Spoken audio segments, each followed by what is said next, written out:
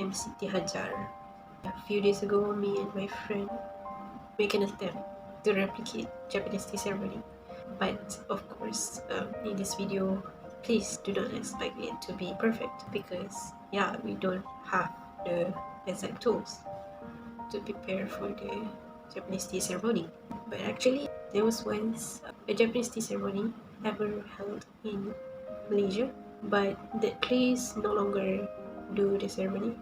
So we make an attempt to replicate as much as we can based on Japanese tea ceremony that we watch on YouTube. Well, actually, it's my project. It's actually my idea to replicate the Japanese tea ceremony. Not all, not everything, but we do what we can. So yeah, let's go.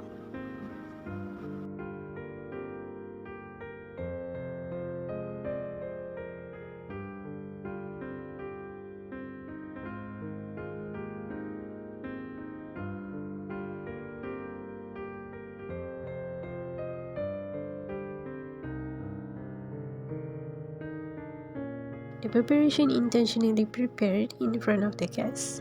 What I prepare here is fukusa, silk cloth to purify utensils and handle the tea bowl. From what I see from Japanese tea ceremony in YouTube, comes in two. This is matcha, chawan, tea bowl, and chashaku. Here we have matcha, fukusa, chashaku, chagama, and chawan. Now let's compare this with the complete set of Japanese tea ceremony utensils. So now as we can see, we are missing mizusashi, chasen, natsume, and hishaku. And we even have kensui, the bigger bowl, beside me. It's time to prepare for the matcha tea. So first, it has to begin with purification of the tea bowl. Pour some water in the tea bowl. Stir it while using the whisk. This step is to warm up the tea bowl and purify the tea bowl. Pour out the rest of the water and then wipe the tea bowl until it's completely dried.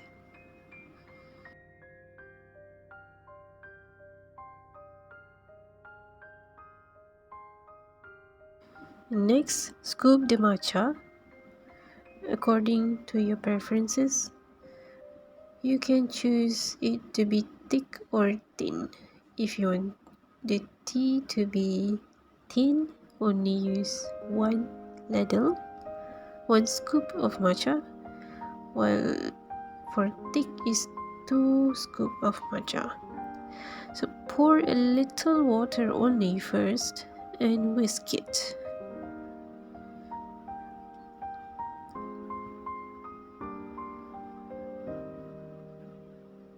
Whisk until the matcha completely dissolve and then add a little bit more water until foam produced.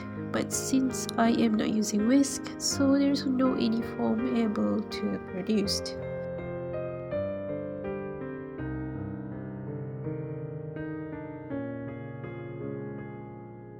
So the tea is ready. Now we can serve it to the guest.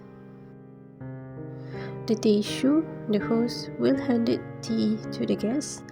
The guest will bow first before handle the bowl with right hand and placed it on left hand. Now guests may enjoy the tea.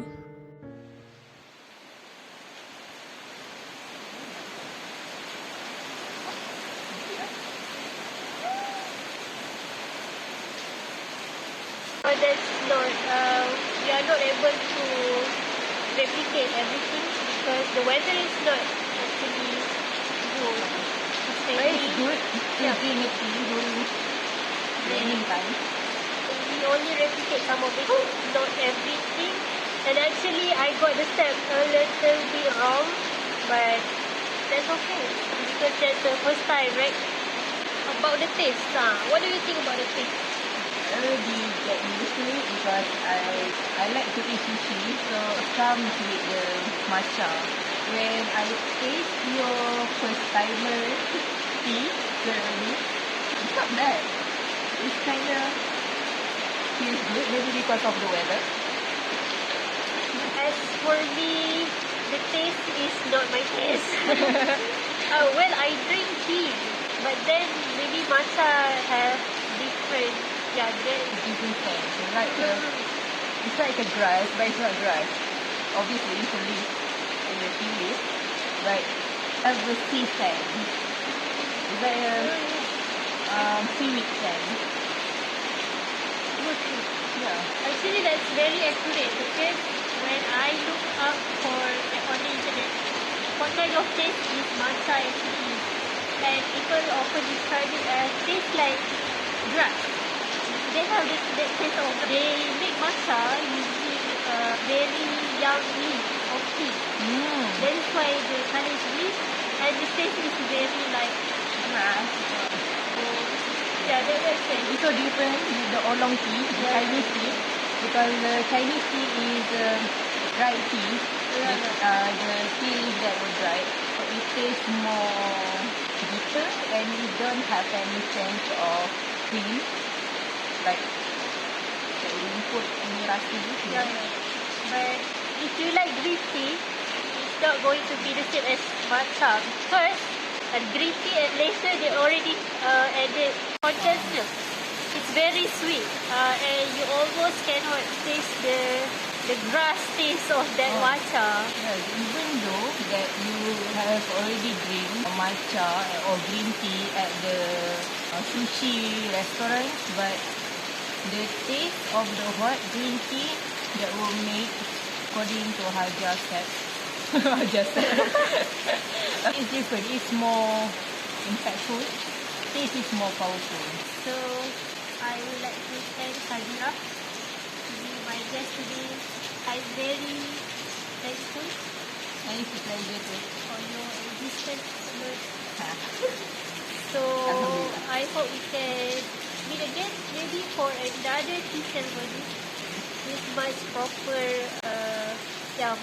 steps and more accurate, I guess. That's all from us. Bye bye. Assalamualaikum. Ma'asalama wa alayka. Arigatou gozaimasu. Sayonara. Sayonara. Ah, ちょっと待って. We have a bit more to talk about this ceremony. After replicating Japanese tea ceremony, and I do compare it with the original Japanese tea ceremony by Japanese. Of course, there is big difference. Well, I can say that if I could describe Japanese tea ceremony in one word, it would be delicate. The steps, the ethic, the value within this ceremony is very delicate. Actually, the main highlight of Japanese tea ceremony is not supposed to be the tea or where they drink the tea. That is not actually the highlight. The main point of Japanese tea ceremony is the value within it. Humble, tranquility, peace. So it's very delicate. I've heard that the longest Japanese tea ceremony could reach 4 hours from the moment the guests arrived until the guests left the tea rooms. It could take up until 4 hours just drinking teas, and they actually do not talk much during the whole ceremony. So it really tests your patience. I would join. Seems to be fun to experience. I would accept if I was invited to real Japanese tea ceremony. The whole process of the Japanese tea ceremony included the preparation before the ceremony itself. Some of the things that they prepare, which I not inserted in this video, is tea rooms, the preparation for the tea rooms. They had to prepare the tatami, the calligraphy, and a flower arrangement based on the seasons. So Japanese tea ceremony is not actually a one-off ceremony. It can be held throughout the year. Another preparation is the utensil. They had to clean it, make sure that the utensils is complete, not damaged. Lastly, kimono. They had to choose based on the season as well. But now people can also wear Western clothes to attend the ceremony. For women, do not wear flashy clothes, not too revealing, but wearing kimono is better, whether plain or with less pattern.